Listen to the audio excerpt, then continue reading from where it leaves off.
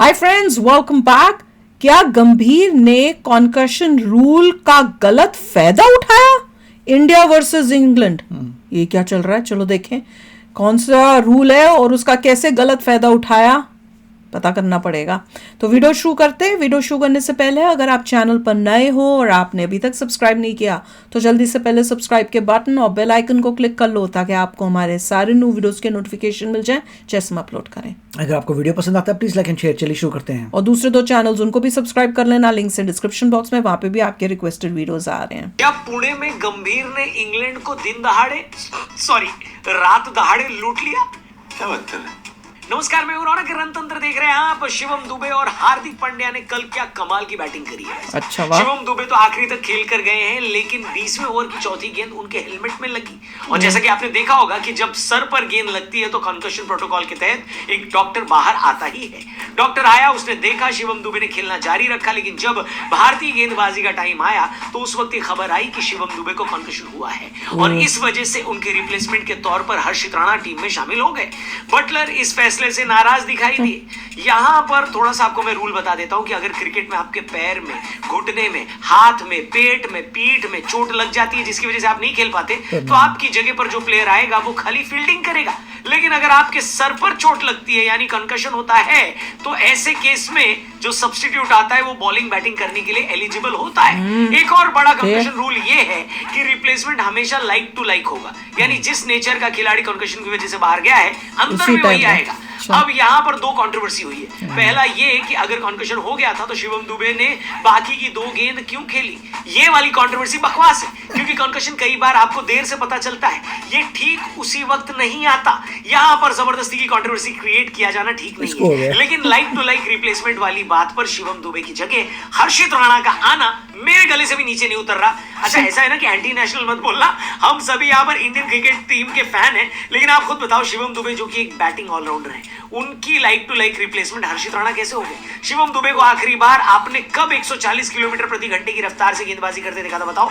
वो छोड़ो, आखिरी बार आपने शिवम दुबे को गेंदबाजी करते कब देखा था, ये बताओ। हर्षित राणा एक प्रॉपर बॉलर है और वो अर्शदीप सिंह का रिप्लेसमेंट हो सकते थे, लेकिन ये तो देखो गड़बड़ बात है।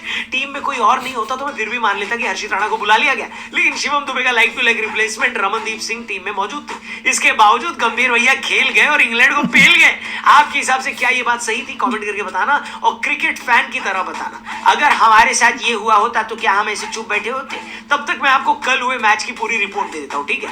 मैच शुरू हुआ तो इंग्लैंड टॉस जीत गई और हम समझ गए कि इंग्लैंड के कप्तान जॉस बटलर हवन करवा के आए हैं। टॉस जीतने के बाद उन्होंने अपनी तमन्ना पूरी की और पहले गेंदबाजी करने का फैसला किया, यानी पहली बार टीम इंडिया को बैटिंग करने के लिए आना पड़ा इस सीरीज में। और आते ही हमारी पोल खुल गई। दूसरी ओवर में इंग्लैंड के साकिब महमूद ने हमें 880 वोल्ट का झटका दिया, एक ही ओवर में 3 विकेट निकाल दिए। इसमें पहला विकेट था संजू भाई का। हम चाहते थे कि संजू भाई कंसिस्टेंट हो जाए, लेकिन संजू भाई आउट होने के पैटर्न में कंसिस्टेंट हो गए हैं, खेलने के पैटर्न में नहीं। तेज गेंद खेलने बैकफुट पर जाते हैं और फिर फील्डर को कैचिंग प्रैक्टिस करवाकर आउट हो जाते हैं।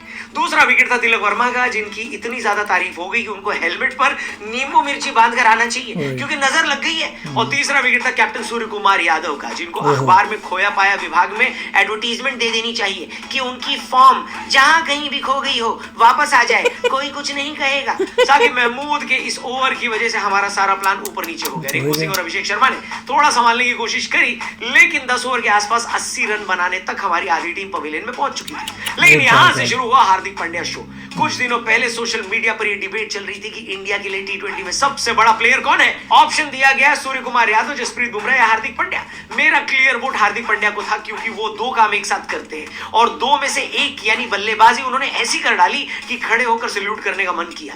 मुश्किल में पड़ी टीम इंडिया को उन्होंने शिवम दुबे के साथ मिलकर एकदम विनिंग पोजीशन में लाकर खड़ा कर दिया।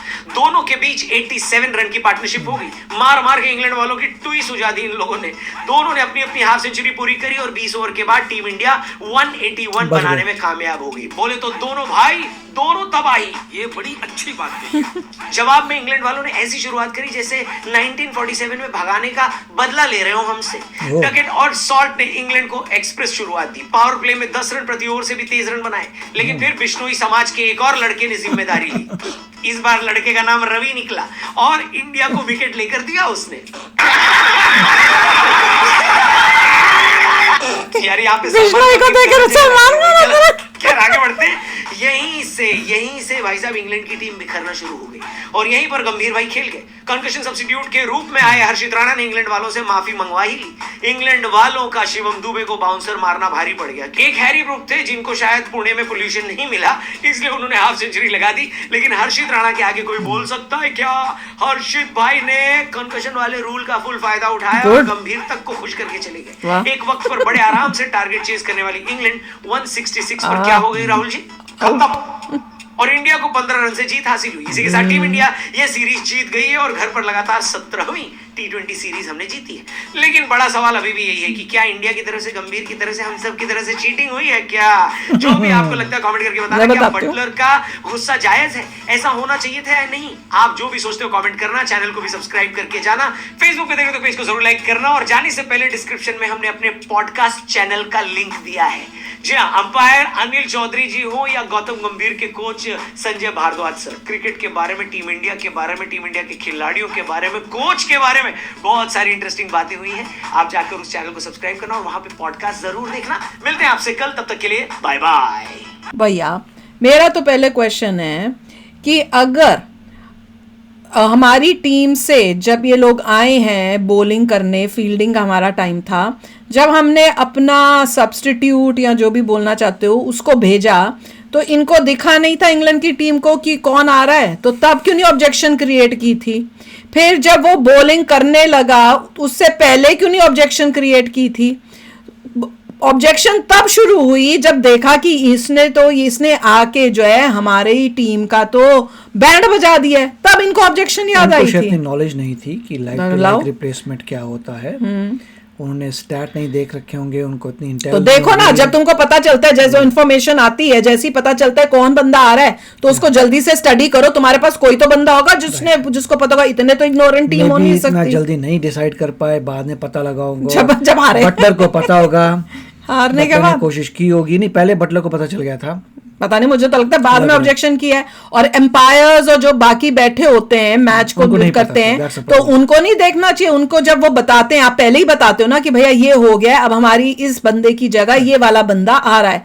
तो जो एम्पायर्स हैं या जो भी वहां पे हैं जिनका काम होता है कि फेयर गेम हो रही है, उस टाइम वो इमीडिएटली जाके स्टडी करें कि ये बंदा और ये बंदा क्या वो एग्जैक्ट मैच में। अगर तुमको उस टाइम तुमने यस कर दिया, वो बंदा आ गया अंदर फील्ड में, तो उसके बाद क्राई करने का फायदा नहीं है।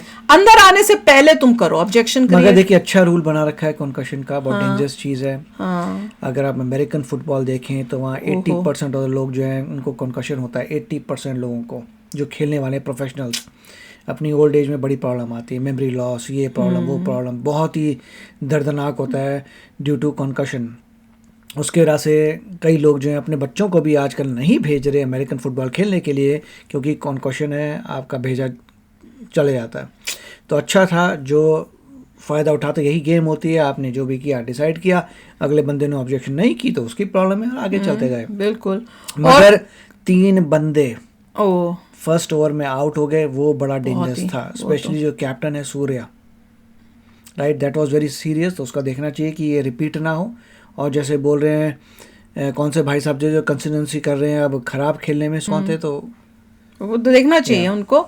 और देखो, कंकर्शन कभी भी हो सकता है। कई बार आपको उस टाइम रियलाइज नहीं होता कि भैया मुझे हिट हुआ है, पर गेम में आपको उस टाइम रियलाइज नहीं होगा। कईयों तो पूरी गेम खत्म होने के बाद उनको सिम्टम्स दिखते हैं। यहाँ पे इतने बच्चे जब गेम खेलते हैं, उनको सिर पे जब लगती है तो उस टाइम कोई फील नहीं होता उनको, वो कईयों को तो 1 दिन के बाद होता है। तो ऐसा कुछ नहीं है कि भैया आपको उसी टाइम करना है। जैसे ये बता रहे हैं कि वो गया होगा, हो सकता है बैटिंग खत्म करने के बाद फिर उसको वो उसके असर नजर आए हो।